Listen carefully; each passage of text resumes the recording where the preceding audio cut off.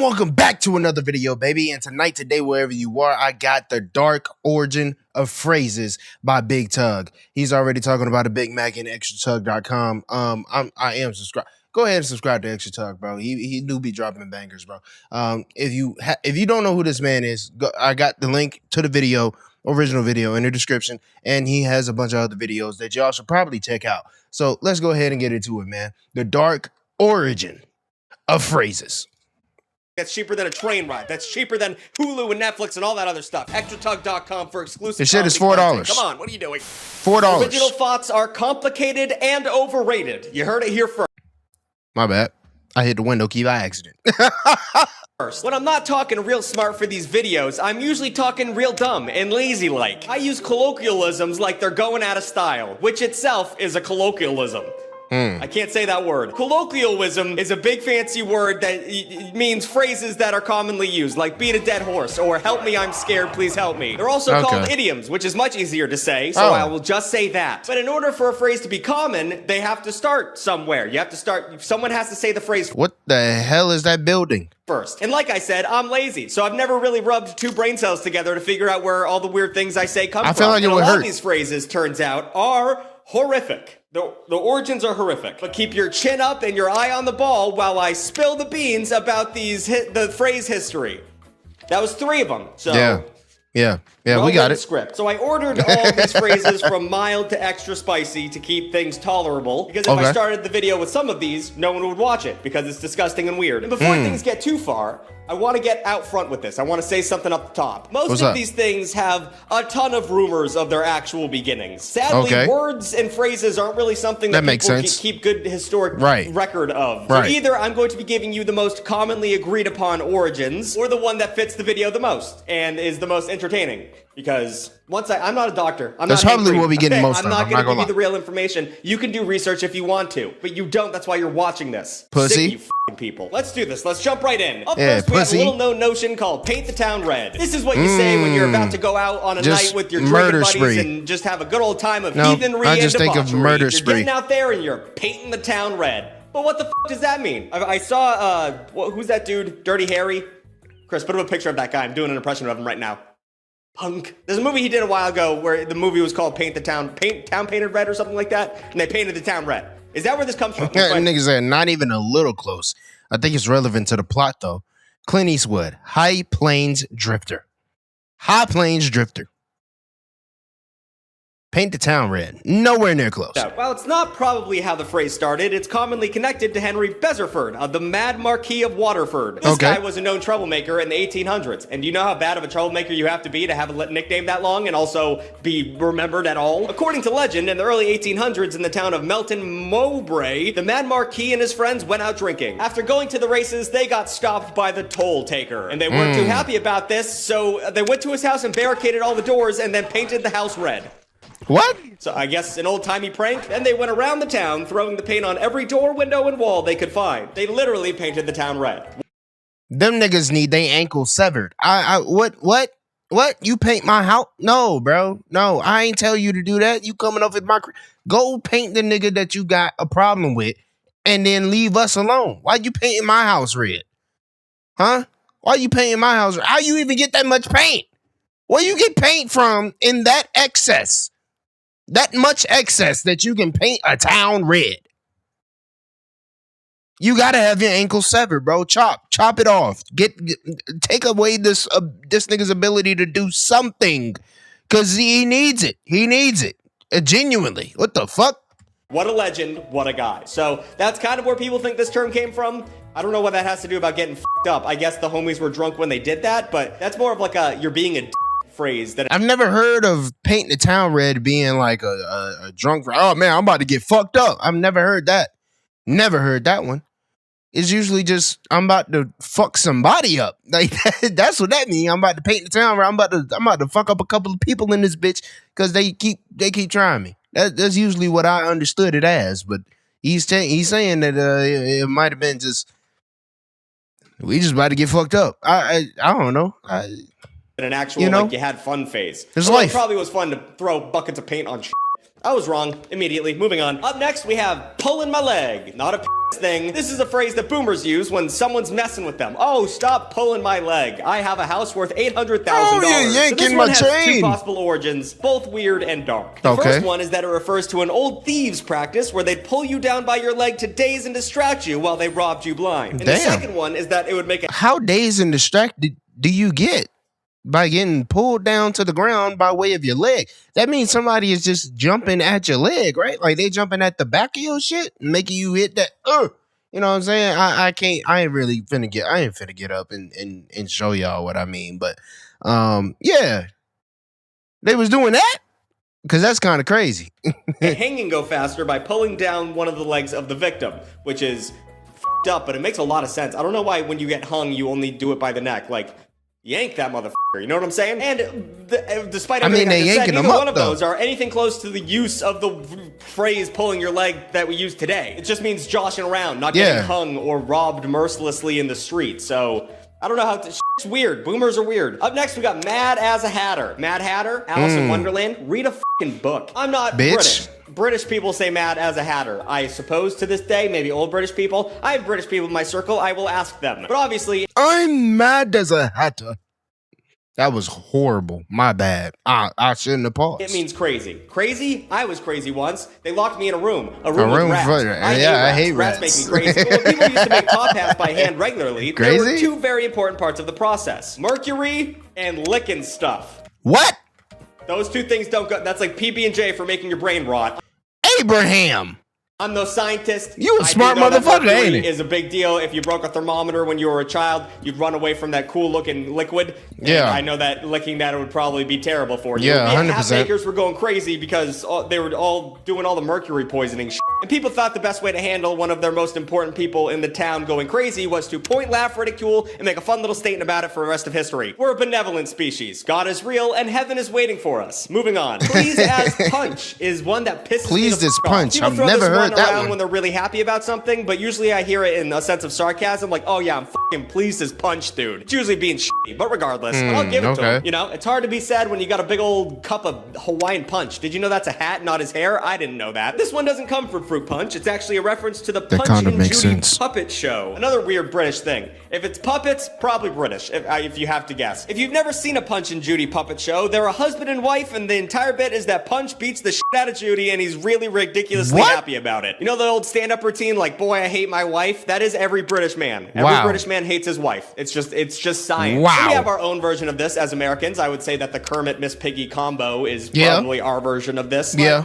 That's where it comes from. Please as Punch, because Punch was literally beating the shit out of his wife, and he was really happy about that. Nah, that's wild. The next time you say that, you're not thinking of like a 1950s sock hop with a big bowl of punch. You're thinking about spousal abuse. So maybe let's take that out of the Rolodex. All right, now that we've already like gone over the precipice of, I don't know if that's the right word, of being a little naughty, now we're gonna go to the slightly spicier ones. These are the ones that are just dark enough to make you think twice, but probably not enough to make you remove them from your vocabulary, you know? It's not gonna be like a cancelable offense. So up first in a little f***ed up category is kick the bucket. This is a euphemism for dying, although it always seemed worse than dying to me for some reason. Kick the bucket. Like, I feel like you did it, you died violently. Like, you accidentally slipped down a flight of stairs, knocking over a bucket, and then you're at the bottom covered in like some fucking dirty water.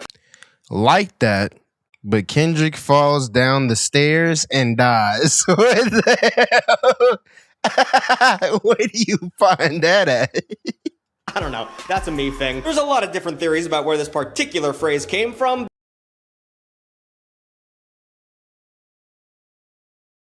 But the most common one is that it refers to soup. Now, I can't say that word, I think, so I'm gonna have to say unalive. That actually makes sense. Like, say you were standing on a bucket to hang yourself and you kicked the bucket from under. That makes sense. That actually makes genuine sense. Okay, that I've never thought of it in that aspect of it being like a suicidal thing. But that's interesting. That's interesting, actually. Like a fucking preteen TikToker, I've been getting striked a lot on this channel. I've been losing a lot of money, so we gotta be safe, guys. The reason it's kick the bucket is because if you were to put a scarf around your neck that has different motives, and then if you put that scarf in a banister, I'm trying to find a way to say hang yourself without it being an issue, but you'd have to stand on top of a bucket, and then you kick the bucket, so you Just fucking said one of these. You know what I'm saying? That's definitely gonna get me demonetized. That was great minery though. Yeah, just a lot. You shouldn't be demonetized because of that, by the way, YouTube. I'm just gonna go ahead and say, motherfucker, freedom of speech. What happened to that? Oh, you're a privatized company? I don't give a fuck. I mean, I'm not talking about nothing crazy. I'm not sitting here saying you should go ahead and kill all of this race. I'm not saying that. I'm not saying that. I'm just speaking on something that not naturally, but it's something that normally happens. Why are you upset at that? You're upset because I'm saying something that is real, that is very real, and that people should know about. You're gonna demonetize me for that? You're gonna penalize me for talking about something that people should know about. Crazy. Light and breezy little phrase. Oh, there's kids on the site. Well, kids shouldn't be on the site. So how about you do something about that? I can't do anything about that. You already tried to with YouTube Kids. That ain't gonna work. That ain't gonna work. So you just stop giving a fuck like you used to. Why do you care so much? Advertisers have people that cuss in the things that they do to do ads. Like if you got if you got sponsored to do a Coke ad, but you are a stand-up comedian, you cuss. If you're not in the secular circuit, you cuss. So how the fuck are you gonna sit here and tell me Kevin Hart can get a Coca-Cola commercial, but I just can't upload a video talking about some shit that actually happens and that needs to be talked about? Okay. All right. You know, just f***ing yourself. Makes the movie The Bucket List way sadder. All right, up next, bite the bullet. You know? Well, you know what that means? That sounds like killing yourself. I'm not gonna lie. Like grin and bear it, dog. If you say you're gonna bite the bullet, it means that something sucks. Oh my god, this is a crazy image to say bite the bullet on, because I know niggas, including me, that probably would bite the bullet in this situation. That would not care about the living situation of this woman. We just see her, and we know that we trying to crack that, and we go ahead and crack it, right? And it's probably because our living situation ain't even too crazy. We probably just got done cleaning our apartment about 2 days ago. So we ain't finna go ahead and be like, damn, bitch, you live like this, like Goofy doing. Come on. Roxanne, you doing a lot. You doing a lot. You need to clean up a lot. Actually, this is, now that I'm looking at it, a lot of niggas done been here. Bitch, you live in a trap house? What's going on? Like, what is this? You're gonna have to do it anyway. Just get it over with. Clean the room. Now that I look at the image, is she living in a trap house? A lot of them clothes were not women oriented. Like the women could not fit those clothes. It's a lot of big clothes, and I ain't seen not a single panty anywhere. It was just tidy whities. Bite the bullet, stop bitching. And I'll be real, this phrase has always sounded pretty charged. I figured it was a suicide thing because that seems to be a very common etymological through line at this point. But it's actually a war thing, which is pretty close to suicide. Chris, bleep when I say that. Did you not bleep that last one? What are you doing? He's not bleeping any of them. Damn near. But before we had anesthesia and numbing stuff, if you were a soldier with a big nasty injury and you didn't want to cry out in pain while a 16-year-old medic stuck his fingers in your wound, you would literally bite down on whatever was at your disposal, which in war was often a big old bullet. So you'd put that between your teeth, crack it while you're screaming. I was about to say, would it not explode? You don't want to get gangrene or whatever the f. So that's where the term comes from. But I guess it's a firing mechanism within the gun that makes you it, probably just clean your room. A lot worse out there. Up next, we have deadline, and this one isn't really a phrase at all. It's a straight up word, but it has a pretty interesting origin. And you can tell it has an evil origin because it comes from the Civil War. It was one man that started this whole thing, a Confederate leader named Henry Wirz. In 1864, they put this guy in charge of Camp Sumter, which was an interesting camp for Union soldiers. As many as 45,000 people were imprisoned there at some point or another, and because conditions were deplorable, said it was Confederate or Union? A third of them died there. And I'm sorry, y'all. Did he say he was a Confederate soldier or a Union soldier? Has an evil origin because it comes from the Civil War. It was one man that started this whole thing, a Confederate leader named... Fuck this guy.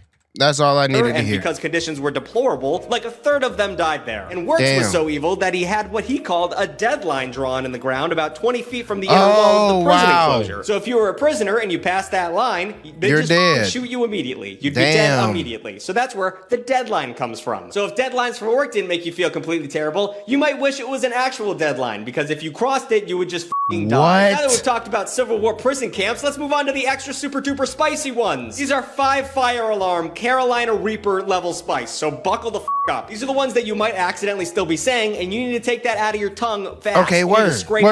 Chat, lock in. Drink the Kool-Aid. Ooh. I know where this one's from. I know a man at work, though, so I'll give you a pass. Knowing that one. It's kind of morbid. I would assume everyone actually knows where this comes from. Jonestown, have you heard of it? We say it now to refer to someone falling completely for a belief in or idea. All of those, in case you were wondering, you probably look like, is that trash? Majority of that is probably bodies. I'm seeing 2 legs. Every which way I look, it's 2 legs. 2 legs spaced apart. You know what I'm saying? It's like at like an acute angle. Bodies. This is what we are looking at. Bodies. Nothing but bodies. Man, look, bruh.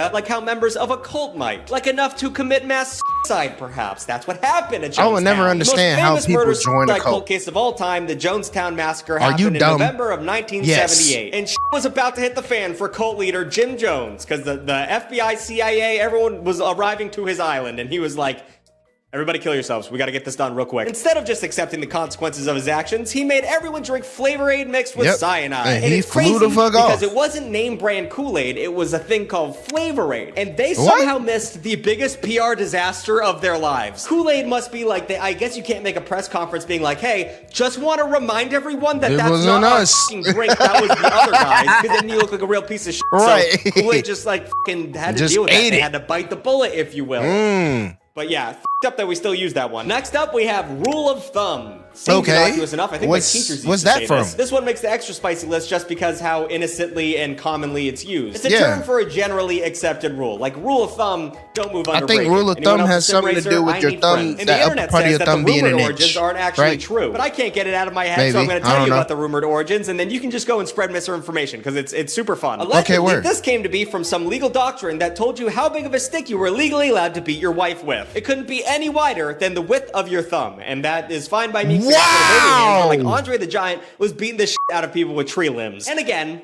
the internet says that's not true, but whatever. It's probably just something in the early days, like the textile industry, like measuring with your thumb. But that's boring. I want to talk about wife beating. I mean, like Jesus Christ, beating your wife, it's not the first time this has shown up. So phraseology is a disgusting world, and we have to live in it. All right? Make the bed. Up next, we have Soul Down the River. Think about it for a second.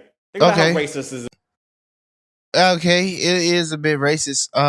I was just thinking in that aspect, or just now, you know what I'm saying? I'm just thinking, soul down the river, that means like somebody turned their back on you, you know what I'm saying? Betrayal. That's what I'm believing anyway.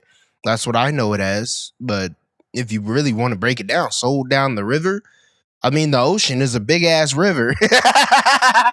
Is about to get. Being sold down the river means being betrayed or doing something bad for someone by doing something good for you. And everyone take a big fat guess where this one comes from. Slavery. That's correct. Slavery, everybody. If you were a slave and you got sold in Louisville, Kentucky, you'd be transported down the Mississippi River to work plantations in the South. Literally, sold down the river. Maybe we should stop using this one. I shouldn't have to tell you that slavery is bad and, you know, an overall regrettable part of our history that we still haven't completely made up for, but I think we could have a good jump start if we stopped using fun little stories in our sentences that relate back to the sadness of slavery. If you're black, you can use it. I don't give a f. I'm just saying, like, white people, be more aware. Up next, we have blue blood. Hopefully this moves away from the slavery thing. You don't hear this one that often, but I've heard people referred to as blue-blooded Americans like that's something to be proud of. Officially, it means like aristocratic or wealthy lineage. Stuff that only wealthy aristocrats talk about, and they say things like, I summered in Prague. I had a teacher in college who would say she summered, like, in Vermont. I'm like, you are a f***ing college professor. Shut the f*** up. Oh my God. And she wouldn't let me say girls. She was like an old school feminist. So I'd be like, yeah, I have some friends that are girls. She's like, women. They are women. I'm like, we are 19. I'm a boy. That is we're a girl. not women. What are you talking about? But anyway, blue-blooded started in I said medieval we're Spain not women. They're not women yet. I'm not a man. Differentiate themselves from their Moorish counterparts. They claimed that their blue blood meant that they hadn't done any kind of racial intermixing. So their blood was completely free from Moorish taint. This was racist. So racist, But pretty goddamn close. If you don't know what Moorish is, it's the group of people from of Muslim descent. And also somehow, Moorish means now uncultured. So a lot of bad things going on in this explanation. So if I hear another idiot in a red hat talking about being a blue-blooded American, I'm going to go postal. Speaking of which, let's go ahead. Going postal is a phrase we use when Now this is one I really want to know, because what does that mean, going postal? Because all I think of is the postal service. And that they just go house to house dropping off mail. When you say you're going postal, now it means you're going crazy and you finna kill whatever's in your radius.